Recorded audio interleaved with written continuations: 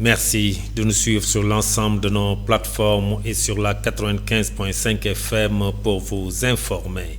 Au sommaire de cette édition. Une semaine après l'incendie noté au marché central de Thiès, ce vendredi, le ministre de l'Énergie, du Pétrole et des Mines était sur les lieux pour apporter du réconfort aux marchands ambulants et tabliers.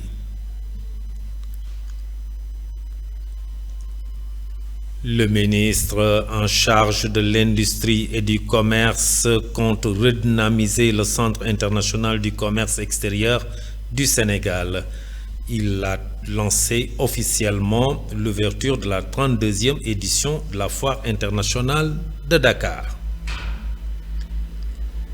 Et puis, la ministre des Pêches a fait face à la presse hier. C'était pour aborder l'actualité de la pêche liée à la fin des accords avec l'Union européenne. Désormais, le gouvernement va se tourner vers le renforcement de l'industrie de la pêche nationale. La page de l'actualité nationale avant celle de l'actualité internationale et la page des sports viendra boucler ce journal. Dans un court instant, le développement.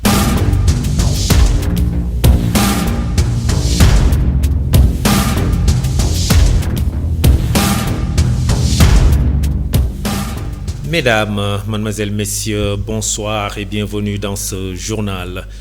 Une semaine après l'incendie noté au marché central de Thiès qui a ravagé une bonne partie des cantines, le balai des acteurs politiques se poursuit toujours. Ce vendredi, le ministre de l'Énergie, du Pétrole et des Mines, Birame Souleye Diop, était sur les lieux pour apporter du réconfort aux marchands ambulants et tabliers qui ont tout perdu lors de cet incendie. Ce dernier a rassuré les acteurs et les a exhortés à mettre fin à l'occupation anarchique. Birame Souleye Diop, que nous suivons au micro de Mamadou Saturne Dione, Ousmane Diallo. Nous sommes venus ce matin ici au marché central de Thiès pour faire avec les autorités, avec monsieur le gouverneur, monsieur le préfet, madame le sous-préfet, la brigade nationale des sapeurs-pompiers et toutes les autorités qui ont été impliquées, notamment la mairie aussi, aux premières heures de l'incendie, pour partager avec eux l'état des lieux, pour faire les constatations. C'est vrai que les autorités étatiques qui ont en charge le développement des marchés, la construction des marchés ont déjà fait les déplacements. Et nous avons eu des discussions avec ces autorités-là pour partager l'état des lieux liminaire qui a été fait. Nous allons devoir préciser d'abord que nous sommes venus après avoir informé nos autorités que nous serons là ce matin en tant qu'ancien maire de la commune de Thiès-Nord, duquel dépend le marché. Le second élément, nous sommes le ministre de l'Énergie, duquel dépend la Sénélec, qui, sur des incidents pareils, a un travail à faire. Et ils l'ont déroulé et ils ont donné les conclusions sur les constatations qui ont été faites. Alors, nos premiers propos sont des propos de compassion, de soutien, mais également de réconfort qu'on vient apporter à toutes les victimes de l'incendie qui s'est déclaré ici. Je pense, sauf erreur ou omission de ma part, c'est la 4e fois qu'un incendie se déclare dans le marché central de Thiès. Aujourd'hui, les dégâts sont extrêmement importants parce que l'évaluation faite nous donne 55 cantines et presque 190 tabliers qui ont été impactés. Les chiffres d'affaires concernés sont extrêmement importants. Donc, et les personnes concernées, heureusement qu'il n'y a pas eu de dommages en vie humaine, mais les dommages matériels sont extrêmement importants et nous sommes là pour partager avec les victimes, partager avec tous les acteurs du marché, donc notamment les délégués du marché qui gèrent les relations entre les autorités et les exploitants du marché, les relations pour leur exprimer notre soutien absolu. Le ministre en charge de l'industrie et du commerce, Dr Serigne Gueye Diop, compte redynamiser le Centre international du commerce extérieur du Sénégal, le CICES, dans les 50 prochaines années. Il a également soutenu qu'il va apporter une légère augmentation du budget de la Foire internationale de Dakar l'année prochaine. Il a tenu ses propos ce jeudi lors de la cérémonie officielle de lancement d'ouverture de la 32e édition de la Foire internationale de Dakar, la FIDAK. Je vous propose de le suivre. Nous devons penser à faire de ce centre-là un World Trading Center. Je voulais que la Foire de Dakar accueille de nouvelles constructions, de nouveaux immeubles, de nouvelles tours qui nous permettront maintenant de nous projeter vers le futur. Mais ce n'est pas que ça. Nous voulons aussi faire en sorte que le CICES ne soit plus seulement une foire de Dakar. Il faut que ce soit une foire dans les 14 régions du Sénégal, avec à côté des chambres de commerce et d'industrie du Sénégal, pour accueillir aussi les artisans de Ziguinchor, de Matam et de Fatick. Dans tout le pays, nous voulons que cette foire soit présente 12 mois sur 12, à l'image de ce qui se fait avec la foire de Kaffrine, de Kaolack. Je voulais aussi dire qu'à partir de cette année, nous allons également augmenter sensiblement le budget de la foire. Parce que nous voyons que nos ambitions ne sont pas à la dimension des budgets que nous avons. Donc je veux dire ici au monsieur le directeur que le gouvernement va soutenir cette foire-là. Nous allons voir tous les budgets d'investissement pour pouvoir justement porter cette ambition, mais aussi voir le recrutement, augmenter le personnel, augmenter également tout ce dont il aura besoin pour faire en sorte que dans 5 ans, 10 ans, la foire de Dakar soit encore l'une des plus grandes foires en Afrique et dans le monde. Nous devons... Au même moment, la ministre des Pêches a fait face aussi à la presse, c'était hier jeudi, pour aborder l'actualité de la pêche liée à la fin des accords avec l'Union européenne. Le gouvernement du Sénégal se tourne désormais vers le renforcement de l'industrie de la pêche nationale. Selon Dr Fatou Diouf, toutes les dispositions sont prises pour des investissements structurants au profit du secteur des pêches et de l'aquaculture. Suivons ses propos. Le gouvernement a déjà pris toutes les dispositions pour que des investissements structurants soient des priorités de premier ordre dans le budget national au profit du secteur des pêches et de l'aquaculture. Surtout la sous-branche artisanale, avant les actions des partenaires qui vont suivre. Également, le Sénégal est éligible au MCC, donc au Compact Économie Bleue du Millennium Challenge Corporation, et le secteur des pêches et de l'aquaculture, je peux vous rassurer, y occuperont une place très importante. À ce titre, il faut rappeler également que le gouvernement accorde une attention particulière au développement de l'aquaculture qui pourra contribuer à la sécurité alimentaire, à la réduction de la pauvreté et à la pression sur les ressources marines. Un accent particulier sera mis sur l'approvisionnement du marché et des conserveries à travers le développement de l'armement national et la valorisation des produits de la pêche et de l'aquaculture par une politique de renforcement de l'industrie de la pêche. Et là, je me permets d'insister sur ce point.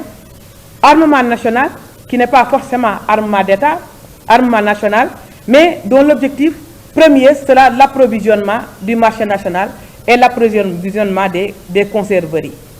Parce que ce qu'on remarque aujourd'hui, c'est qu'il y a des conserveries qui peuvent avoir des problèmes, n'est-ce pas, d'approvisionnement, alors que des navires appartenant à leur armement, n'est-ce pas, ont bénéficié du statut d'entreprise franche qui les oblige à exporter jusqu'à 80% de leur capture, pendant que leur propre conserverie a des problèmes d'approvisionnement. Et puis, après 2 jours de conclave, la Commission nationale des droits de l'homme du Sénégal a dévoilé les priorités du plan stratégique de développement 2024-2025. Ce plan vise à renforcer l'efficacité de la Commission, à promouvoir l'accès aux droits et services essentiels et à répondre aux défis pour le recouvrement de son statut auprès du sous-comité d'accréditation des Nations Unies. Amsatou Sow Sidibé, la présidente de la Commission nationale des droits de l'homme du Sénégal, donne plus de détails sur cette initiative. Nous la suivons. C'est d'abord et avant tout le retour du Sénégal au statut A. Nous avons été ravalés au statut B, contrairement à ce qui se passe dans le monde de manière générale. Le Sénégal veut revenir au statut A. Ce que nous allons essayer de faire aussi, c'est d'accompagner l'État du Sénégal dans la mise en œuvre des recommandations de l'examen périodique universel EPU, mais aussi des recommandations du Comité des droits de l'enfant et toutes les recommandations qui sont faites au Sénégal, puisque dans le domaine des droits humains, des recommandations sont faites à l'État du Sénégal et nous allons accompagner l'État du Sénégal dans la réalisation de ces recommandations. Ce que nous voulons et ce que nous allons faire, c'est d'arriver, de nous rapprocher le maximum possible au principe de Paris, qui a des exigences en matière de droits humains. Mais nous voulons aussi, dans le cadre de cette première orientation stratégique, nous référer au principe de Belgrade de 2012, qui exige que les institutions nationales des droits de l'homme travaillent avec le Parlement, l'Assemblée nationale. Nous allons fortement nous rapprocher de l'Assemblée nationale du Sénégal et travailler de concert avec l'Assemblée nationale pour toutes les actions relatives au vote de loi en particulier.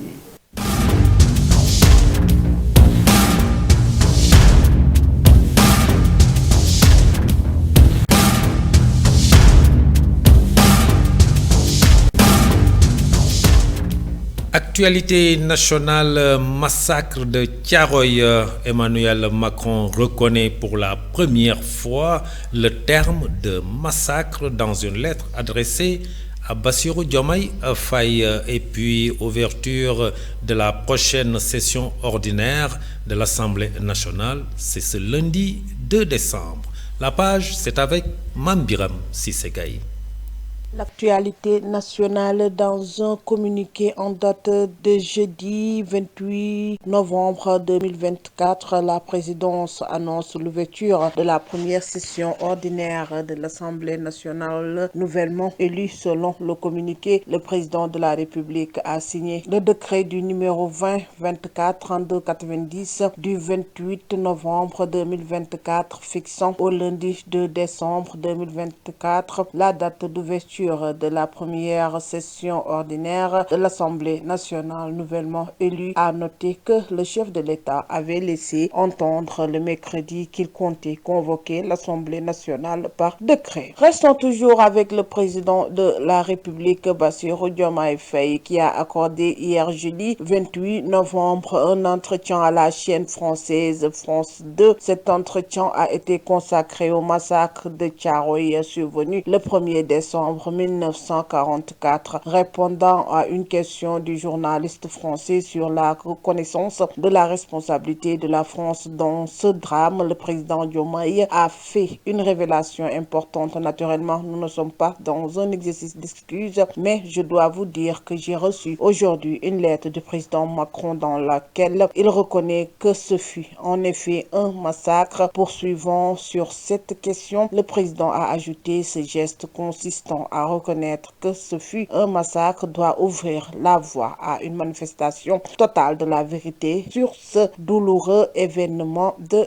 Thiaroye. Terminons avec les arrestations et les emprisonnements qui se multiplient dans la session au pouvoir du tandem Diomaye Sonko, Bougane Gueye Dany, président du mouvement Gëm Sa Bopp, Cheikh Yérim Seck, journaliste, Adama Gaye, journaliste, Moustapha Diakhaté, entre autres hommes d'opinion, ont eu des mêlées avec la justice pour différents délits dont la diffusion de fausses nouvelles, une situation qui fait sortir Ibrahima Ahmedou Dème de ses gangs. Le juge démissionnaire de la magistrature constate pour le dénoncer que malgré les promesses de rupture, la justice de 2 poids 2 mesures continue de régner. C'était tout pour cette page de l'actualité nationale.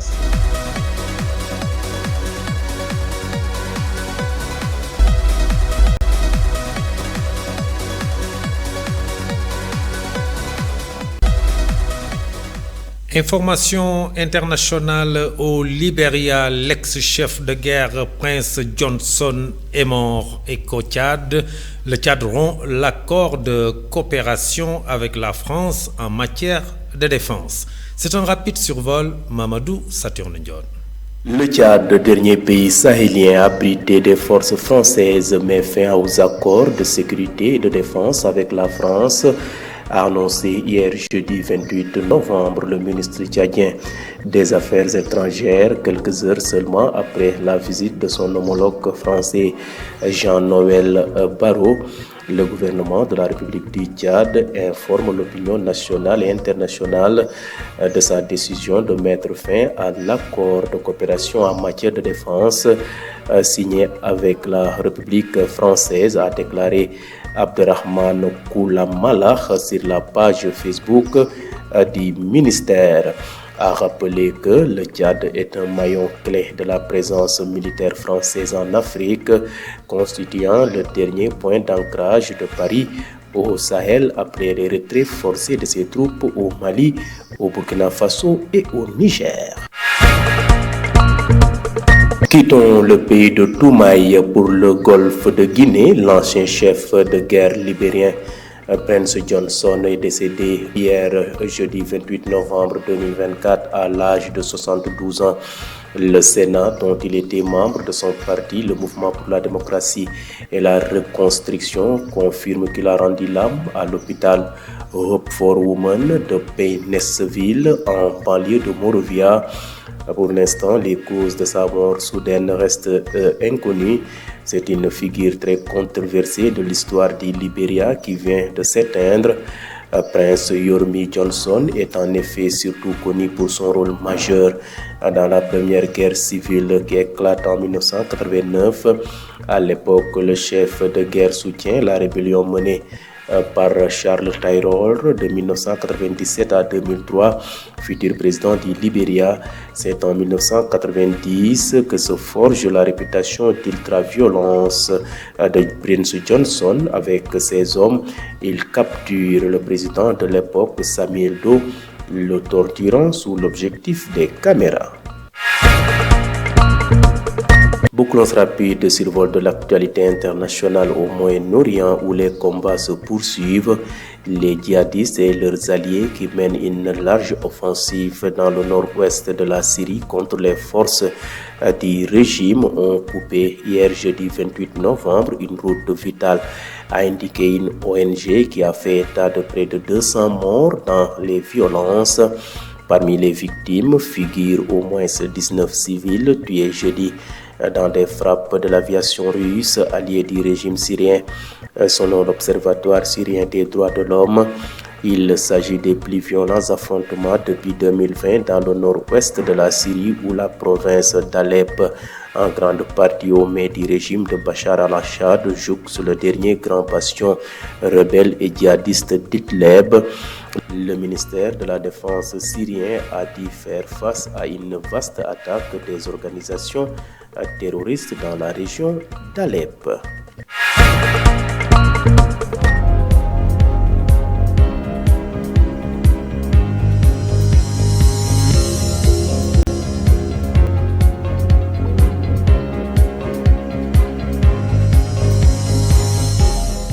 Merci Mamadou Saturne Ndione.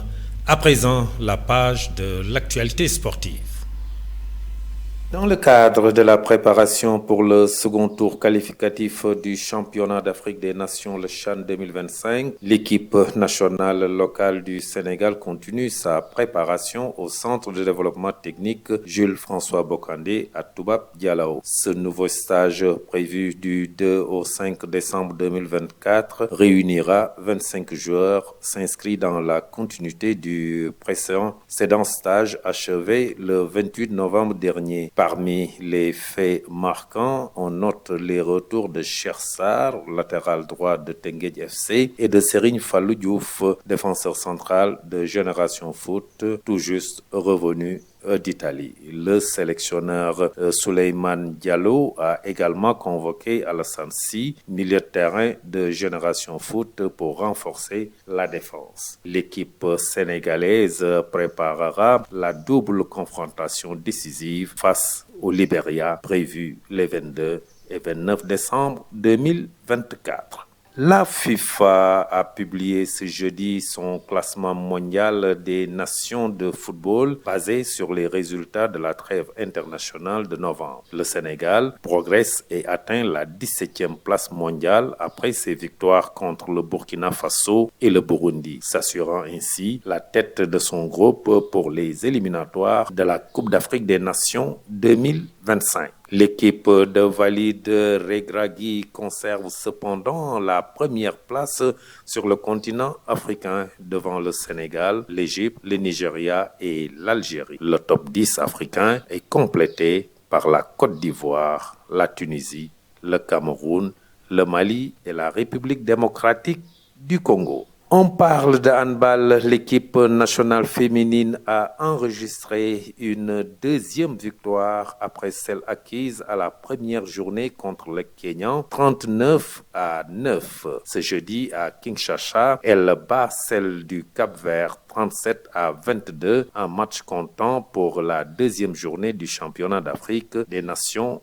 de la discipline. 12 équipes réparties en 2 groupes de 6 participent à cette 26e édition du championnat d'Afrique de handball. Le Sénégal est logé dans la poule A avec le Congo, l'Égypte, l'Algérie, le Cap-Vert et le Kenya. Les Lions joueront samedi leur 3e match contre les Égyptiennes et c'est à 15h GMT. Dans le cadre. Et voilà ce qui referme ce journal que j'ai eu l'honneur de vous présenter. Merci de l'avoir suivi. Passez une excellente fête soirée. Très bon week-end. Au revoir.